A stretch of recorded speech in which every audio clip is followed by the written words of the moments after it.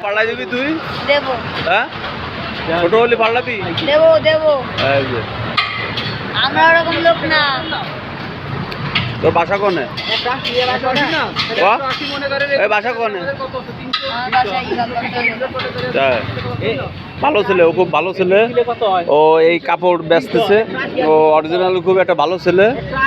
শীতের কাপড় এখানে পাওয়া যায়, এই যে জয়ের কাপড়। ছেলেটা খুব ভালো। 180 টাকা। 180 টাকা না? কয় টাকা দিচ্ছে? 500 টাকা দিচ্ছে না? 180 টাকা। 180 টাকা দাম, তাহলে কত দেবেন? 320 টাকা। হ্যাঁ দিছে 220 টাকা। আমি ওরে বাবা বলতে তো 220 টাকা। নতুন ব্যবসায়ী, সে নতুন এই বছরে এই দোকান দিছে। এখন এই বছর সে নতুন কাপড়ের দোকান দিছে।